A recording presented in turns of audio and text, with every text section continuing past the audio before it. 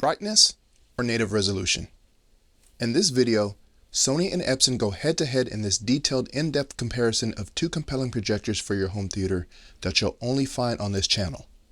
The Epson QB1000 versus Sony Bravia 7. I'll break down their strengths and weaknesses across key areas like brightness, color accuracy, HDR performance, black levels, and resolution. And we'll also see how both projectors can be improved when paired with the madVR NV Core. And at the end of this video, I want to know your thoughts on which one you would buy and why. Let's discuss.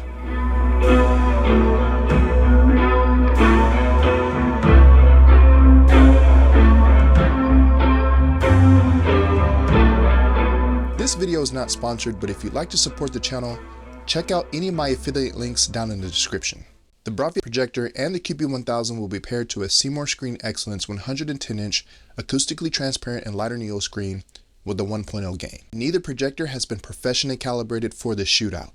All observations are based on its out-of-the-box performance with various picture profiles. The Epson QB1000 has 3300 lumens of brightness for color and white, supports HDR10+, has a native resolution of 1080p with 4K pixel shifting.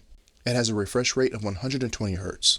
It has a laser light source, supports HDMI 2.1, supports dynamic contrast, has an aspect ratio of 16:9 widescreen. It has the dimensions of 20.5 inches in width, 17.6 inches in depth, and 7.6 inches high, and weighs 28 pounds. The Sony Bravia 7 has a brightness of 2200 lumens, supports HDR10, has a native resolution of 3840 by 2160, has a laser light source, it has infinite contrast ratio, it has a refresh rate of 120 Hz, supports HDMI 2.1, has an aspect ratio of 16:9 widescreen, has a projected distance of up to 300 inches, and its dimensions are 18 inches wide, 8 inches in height, and 20 inches deep, and weighs 31 pounds. I'll be using a digital light meter to measure the peak luminance of both projectors at 100% light output, and then converting the light readings into nits, based on the projector's relative distance from my screen, which is 12 feet from both projectors. To find the nit levels of each projector, I'll set my light meter to measure lux, and I'll use my Mad NV Core's white pattern display, and standing at the screen, I'll place my light meter right in front of the screen, with the light meter pointing directly at the projector lens. Once we get our light readings, we have to convert this into a nits measurement. To do that, multiply your light reading by your screen gain, which is 1.0 for my Enlighter Neo Seymour screen. Then you'll divide that number by 3.14, and that'll give you your nits measurement. I took 3 measurements in total. On the QB1000, I took one at 100% light output on the natural profile, which came out to 690 lux, and converted into nits is 220. Another at 100% light output on the vivid profile, which came out to 890 lux, and converted into nits is 280. And this was the brightest reading I got on any of the profiles on the Epson. The final measurement was on the Bravia 7 on the bright cinema profile, which came out to 580 lux and converted into nits as 185. This was also the brightest profile on the Bravia 7.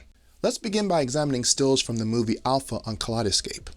We'll then compare the out-of-the-box movie profiles from each projector, focusing on their color reproduction and dynamic tone mapping. My initial focus will be on the QB1000 cinema profile and the Bravia 7's cinema film 1 and film 2 profiles, as both projectors offer a dedicated cinema setting. Comparing the two projectors side by side, the Sony appears to render a more natural image. While it might not be discernible on YouTube, the Epson's 3300 lumens provide a significantly brighter picture, which contributes to a more saturated appearance. The Sony's tone mapping is clearly superior to Epson's. However, the Epson's greater light output offers considerably more headroom when paired with a high-quality video processor like the madVR, which we'll also examine. I think it's evident how differently each projector's internal processor handles color reproduction. Although the Sony offers a more natural look, a side-by-side comparison suggests a slight greenish tint in the Sony's image, while the Epson leans towards a more reddish hue. This is likely due to the Epson's 1100 lumen advantage, giving the Sony's less headroom with 2200. Nevertheless, out of the box, the Sony delivers better tone mapping, while the Epson provides more bandwidth for color reproduction in HDR.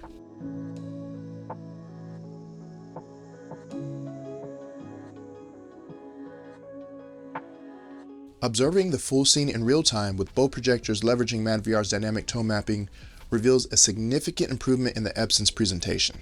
While out of the box the Sony delivers a more natural image, I find that Epson's additional 1100 lumens paired with madVR to not only be more visually appealing, but more accurate as well.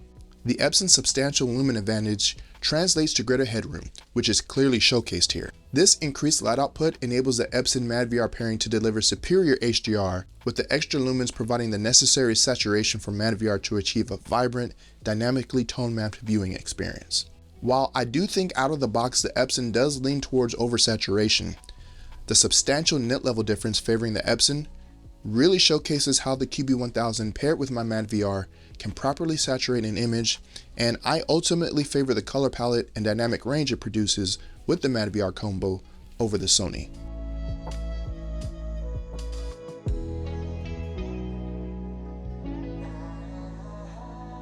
A good example is this scene featuring fire. In my review of the Bravia 7, I noted that the Sony Cinema 2 profile without madVR appeared oversaturated compared to the same profile with madVR. Some might argue that the QB1000 appears oversaturated in a direct comparison, but the real-time presentation of the fire on the Epson is just remarkably natural. The intense glow and reflections of a campfire are rendered with the realism on the Epson that, to me, surpasses the Sony, thanks to its high lumen headroom and madVR's precise tone mapping. And this is also a good time to mention black levels. When it comes to black levels, the Sony Bravia 7 generally offers deeper blacks in comparison to the QB1000. While Epson projectors haven't always had the best reputation for black levels compared to the competition, the QB1000 does offer dynamic contrast. And while it's not going to reach the same absolute black levels as the Sony, the extra 1100 lumens does help improve the dynamic range to bring it more in line with the Bravia 7. This is where the synergy with the madVR processor becomes even more crucial for the Epson. When paired with the madVR NVIDIA Core, the Epson QB1000's black levels are significantly improved, appearing much more even and controlled. This combination of the QB1000's 3300 lumens and the madVR's processing for deeper blacks creates excellent dynamic range in HDR, which outperforms the 2700 lumens of the Bravia 7, especially when dealing with very bright and very dark elements in the same scene. Next, let's examine how both projectors powered by madVR reproduce color saturation. I've selected a scene from the Super Mario Bros. With rich, vibrant colors and saturation. Both projectors deliver a fantastic image, but in a side-by-side comparison, my eyes are immediately drawn to the Epson. While the Sony presents a more natural image, it appears flatter next to the Epson, which just absolutely pops off the screen thanks to its superior brightness and ample headroom for contrast in HDR. The most striking difference for me, though, is the Epson's ability to render reds and pinks with significantly more vibrancy. The Sony's colors aren't bad by any means, but in comparison, they appear more muted. But I think that's to be expected from the Sony given its 2200 lumen output.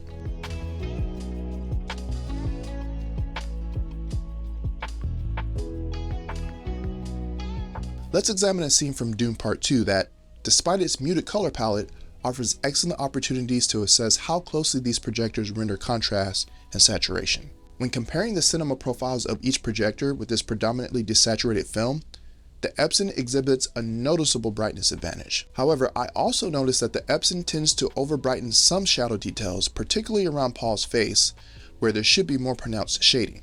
The Sony, in contrast, delivers a much more accurate representation in this specific area. Switching the Epson to its dynamic profile, its brightest setting, and the Sony Bravia 7 to its bright cinema profile, you might initially perceive the Sony as brighter.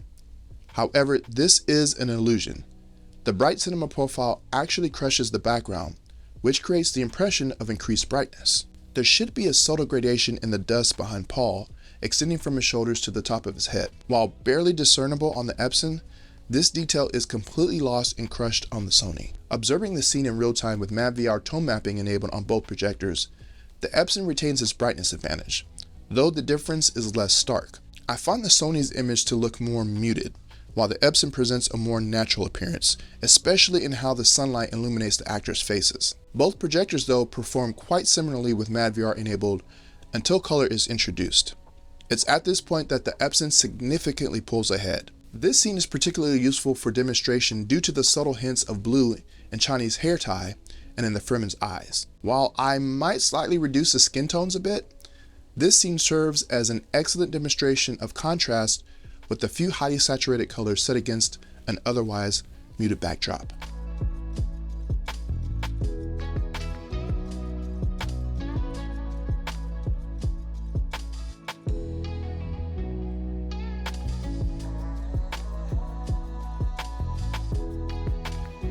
If you're wondering what a native 4K panel and a native 1080p panel with 4K pixel shifting looks like side by side, then look no further. This demonstration provides a direct comparison focusing solely on image sharpness rather than aspects like color, contrast, brightness, or HDR performance. Now, I've said this before and I'll say it again.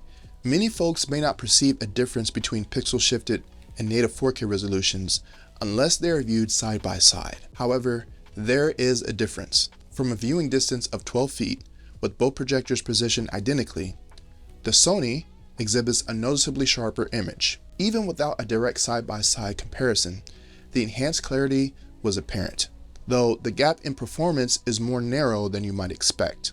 Let's examine the details. At 100% zoom, the Sony displays a distinctly sharper image revealing the finer details such as skin pores and fabric textures in the hijab. Zooming into 150%, both panels maintain significant sharpness, while the Sony is retaining a slightly cleaner appearance. At 200% zoom, the Epson begins to show a subtle softening around facial features like the eyes and eyebrows, as well as the hijab. By 300% zoom, the differences become largely indiscernible, though the Epson still retains a marginally softer overall look. So yes, while the Sony definitely delivers a sharper image, the distinction is subtle enough that it becomes less critical when considering other performance aspects. For me, the Epson's superior brightness and color accuracy with HDR, when paired with the madVR, outweigh the marginal resolution advantage of native 4K. Some may still prioritize resolution, which is fine, but the proximity in image quality between native 4K and pixel shifting is too close for me to sacrifice a superior HDR experience. Finally, let's see how both projectors handle 10,000 nit content. I'm comparing each projector's out-of-the-box settings using both their bright and cinema profiles. Following that, we'll examine how they perform with the same content when both are connected to my madVR. Immediately, the Sony demonstrates significantly superior accuracy. It's not even a close contest. The Sony's bright cinema profile and dynamic tone mapping out of the box excel at preserving detail and HDR color accuracy in comparison to the Epson. And the same holds true for the cinema profiles. Sony's dynamic tone mapping is just simply far more advanced than Epson's out-of-the-box performance. Both Cinema 1 and Cinema 2 on the Sony clearly outperform the Epson.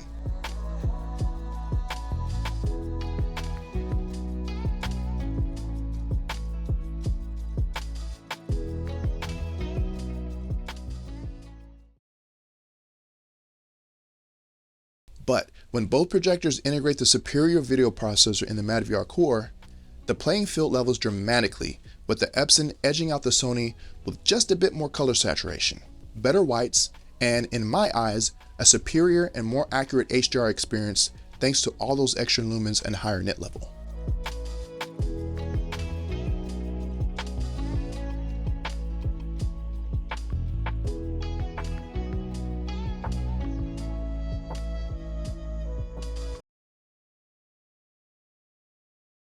At the time of this review, the Sony is priced at $10,000, while the Epson comes in at $8,000.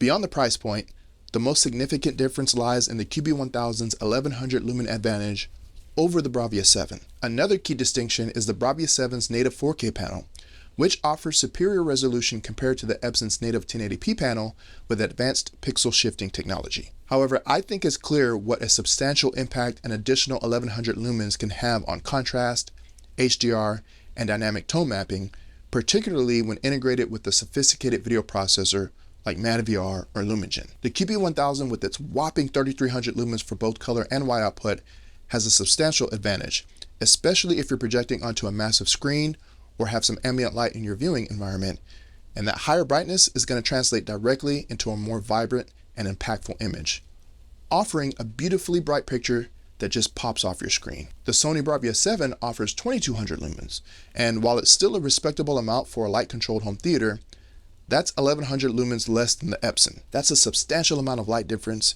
and when viewed in a side-by-side comparison, the Epson is going to be noticeably brighter and vibrant, delivering more punch and saturation. And this is where HDR performance, color saturation, and the nuances of internal processing and overall image characteristics come into play. The QB1000, for the first time in Epson's mid-range, offers dynamic HDR tone mapping. And while the QB1000's dynamic tone mapping is a significant improvement, out of the box, it's just not as accurate in reproducing all the different contrasting images on screen when compared to Sony's XR processor with extremely accurate out-of-the-box viewing with profiles like Cinema Film 1 and 2. Epson's profiles such as Dynamic Cinema and Vivid can tend to be overly bright, while sometimes exhibiting an unnatural orangish hue on skin tones. But when paired with the madVR NV Core's accuracy, the QB1000 instantly becomes my favorite of the two, with an incredibly vibrant and detailed image, leveraging its high lumen output to deliver fantastic HDR with accurate colors. The Bravia 7's impressive XR processor only offers HDR10 support, unlike the QB1000, which offers HDR10+.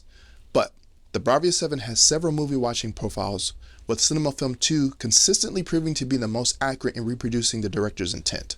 Even with challenging HDR scenes, like those mastered at 10,000 nits, Cinema Film 2 does an absolutely impressive job of preserving detail and highlights. However, other profiles like Bright Cinema can blow out highlights and introduce a noticeable greenish hue when trying to tone map challenging higher nit material, while Reference can at times appear too dark, crushing shadow detail. But when paired with the madVR NV Core, the QB1000 and the Bravia 7 both benefit immensely, allowing both projectors to render a better viewing experience respectively, providing a more natural and accurate color rendition compared to its out-of-the-box settings. And we can't forget about image fidelity. When comparing image fidelity, we must consider the Bravia 7's native 4K panel. This display renders a pristine 4K image with its 3840 by 2160 pixels, offering exceptional sharpness and detail at a fundamental level. The QB1000 utilizes a native 1080p panel that employs pixel shifting technology to achieve a perceived 4K resolution. But it's crucial to acknowledge the rapid advancements in pixel shifting technology. The visual gap between a native 4K image and a high-quality pixel-shifted 4K image is rapidly diminishing. In practical viewing scenarios, the differences are often negligible and typically only discernible during direct side-by-side comparisons. So ultimately, the optimal choice for your display setup hinges on personal preference and your viewing priorities. Do you prioritize a projector with higher brightness, capable of delivering a more impactful presentation with greater specular highlights and overall punch? Or would you prefer a native 4K panel offering unparalleled sharpness and pixel-perfect detail across all content, ensuring that every individual pixel contributes to a crisp and precise image for a more refined and realistic picture? If you crave an incredibly bright, vibrant, and impactful image, especially on a larger screen, and are open to pairing it with a video processor for peak HDR performance on a budget, the Epson QB1000 is a compelling option that offers a lot of bang for your buck. If your primary focus is on the sharpest possible native 4K image, excellent out-of-the-box color accuracy with commendable HDR, and deeper black levels, the Bravia 7 is an outstanding projector that delivers a stunning picture. But I think the elephant in the room and the unavoidable reality is going to be the price. The Bravia 7 carries a substantial $10,000 price tag, which puts it in a premium tier, whereas the QB1000 comes in at a still expensive but more palatable price tag of $8,000. While neither option could be described as inexpensive, this $2,000 difference is a significant consideration for prospective buyers. But now I'm going to turn the discussion over to you. Having explored the strengths of both the QB1000 and the Bravia 7 in this video, where do your personal priorities lie? Are you swayed by sheer brightness and HDR impact, or does the allure of unblemished native 4K resolution hold more appeal? Considering all the factors for a dedicated home theater environment, which of these displays would you ultimately choose? Share your thoughts and insights in the comments section below. Thank you for watching, and if you found this video helpful, make sure to like the video, share it with your fellow enthusiasts, and if you haven't already, subscribe to my channel so you don't miss any future videos and home theater related content. Thanks for watching, and I'll see you in the next video.